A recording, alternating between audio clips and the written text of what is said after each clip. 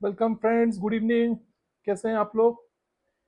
I hope कि आपने मेरे पुराने सारे वीडियोस देखे होंगे। ठीक है, बट एक आप लोगों से मेरे को पर्सनल लेवल पे एक रिक्वेस्ट है कि प्लीज़ जब भी आप लोग मेरे वीडियो देखते हैं, प्लीज़ उस पर लाइक कीजिए, कमेंट्स कीजिए और अपने सर्कल में शेयर कीजिए। जस्ट उसको देख के जाइए मत। और मेरे को ज़रूर ये बताइएगा कि मेरे अब तक के जो मैंने वीडियोस डाले हैं, जो मैंने टॉपिक डिस्कस किए हैं, वो आप लोगों को कैसे लगे। तो लास्ट कुछ मैंने जो 3-4 वीडियो डाले थे, वो मैंने कॉर्पोरेट वीडियोस, कॉर्पोरेट पॉलिटिक्स के ऊपर डाला है ना। और ये मेरी सीक्वेंस अभी भी चल रहा है। आप लोग सोच रहे होंगे कि मैं मतलब हफ्ते में एक बार आता हूँ और फिर एक वीडियो डाल के चला जाता हूँ और फिर गायब हो जाता हूँ। तो आप कुछ हद तक आपका इस कहना सही है। यस, मैं आता हूँ और दो वीडियो डाल के फिर गायब हो जाता हूँ। क्योंकि देखिए, जब आप एक कॉर्पोरेट लाइफ जीते हो तो आपके डुअल रिस्पॉन्सिबिलिटीज हो जाती हैं। आपको पर्सनल के लिए, अपने खुद के लिए भी समय निकालना होता है और आपको ऑर्गेनाइजेशन के लिए भी समय निकालना होता है। ठीक है, तो मेरा चैनल अभी नया है। ठीक है, आप लोगों का प्यार मिल रहा है, मुझे बहुत खुशी है, लेकिन अभी मेरे को उस लेवल तक पहुंचने में टाइम लगेगा जिसके लिए मुझे आप लोगों की जरूरत है या मेरे को रिक्वायरमेंट है। तो पिछले कुछ वीडियोस में मैं कॉर्पोरेट पॉलिटिक्स की बात कर रहा हूँ। तो आगे बढ़ने से पहले मैं आपको एक कॉर्पोरेट पॉलिटिक्स का बहुत रियल लाइफ एग्जांपल देना चाहूंगा और आप खुद जज करके बताइएगा कि कितना सही होता है एक अच्छी ऑर्गेनाइजेशन में जो कि वैल्यूज बिलीव्स के साथ काम करती है, वहां काम करना, या उस ऑर्गेनाइजेशन में जहां पे वैल्यूज बिलीव सिर्फ एक आपके बुक दीवार पे चिपके हुए पोस्टर के बराबर है। एक एक्स एम्प्लॉय था, मैं नाम चेंज करके बता रहा हूँ, कि एक एम्प्लॉय है जिसका नाम है आपका अभिनव। ठीक है, वो एक ऑर्गेनाइजेशन में, एक्स ऑर्गेनाइजेशन में सीनियर एडमिन मैनेजर की पोजीशन पे है। आप बोल सकते हो कि वो जनरल मैनेजर है, एडमिन। ठीक है, उसी के साथ की एक उसकी नीचे कलीग है जो उस ऑर्गेनाइजेशन में कई सालों से काम कर रही थी, भावना। ठीक है, भावना रिपोर्ट करती है अभिनव को।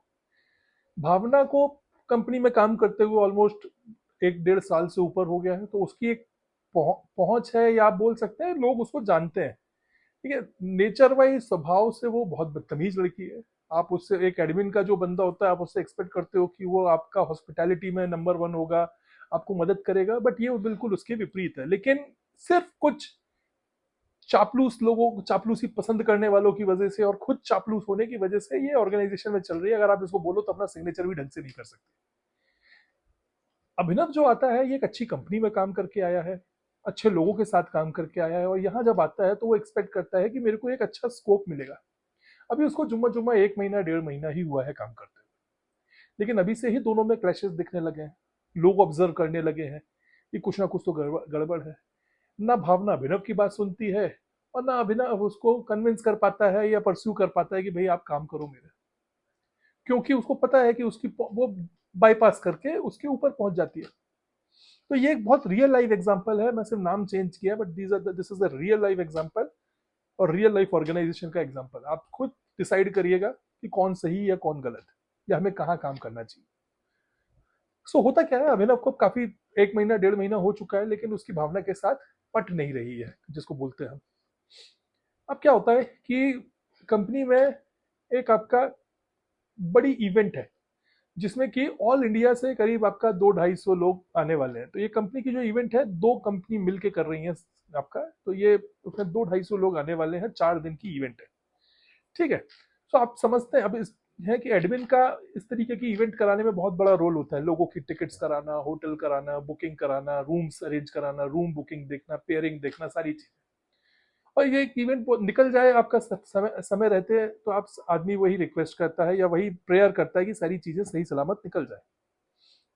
बंदा बहुत लॉयल है, कभी किसी गलत चीज में नहीं पड़ा, 1.5-2 महीने में आदमी का समझ में आ जाता है। लेकिन जब आप इतनी बड़ी इवेंट के लिए काम करते हो तो आपको थोड़ी थकान हो जाती है। अच्छा, मैं एक बात बताना भूल गया, इस अभिनव को थोड़ा सा गुटखा खाने की आदत है। ही च्यूज टोबैको, जो कि लोग जानते हैं ऑर्गेनाइजेशन में, और उसका उसने पीछे से लोगों ने नाम उसका रजनीगंधा भी रखा हुआ है। तो उसको गुटखा खाने की आदत है। लोगों ने टोका भी है कि प्लीज आप गुटखा मत खाए, क्योंकि गुटखा कभी मुंह से आपके स्मेल करता है, बट पुरानी आदत है। आप उसके बिहाफ पे ये नहीं बोल सकते कि बंदा खराब है।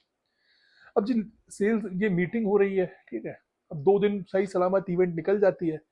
तो कुछ लोगों को लगता है कि इस अभिनव ने इवेंट के, अब ये जो इनके मालिक है, मतलब जो भी है यहाँ पे, ड्रिंक्स का कोई प्रोविजन नहीं है इस मीटिंग में। मतलब ना तो फाउंडर प्रेजेंट कर पसंद करते हैं, ना ऐसी यहाँ की मीटिंग्सों में ऐसी कोई ड्रिंक्स वगैरह चलती है।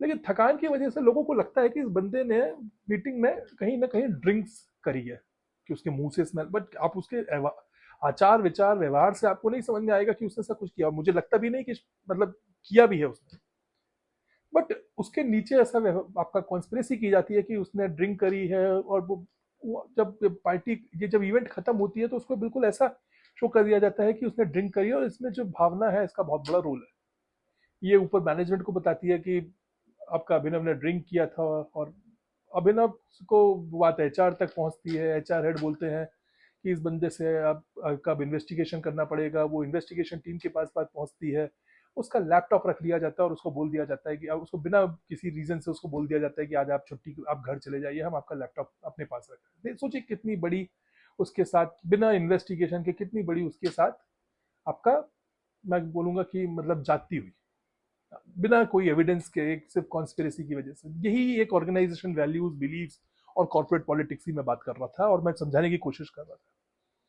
ठीक है, वो बंदा चला जाता है, बाद में इन्वेस्टिगेशन होती है, निकल के आता है कि जो भी था वो कुछ नहीं था, दैट वाज एब्सोल्युटली फेक।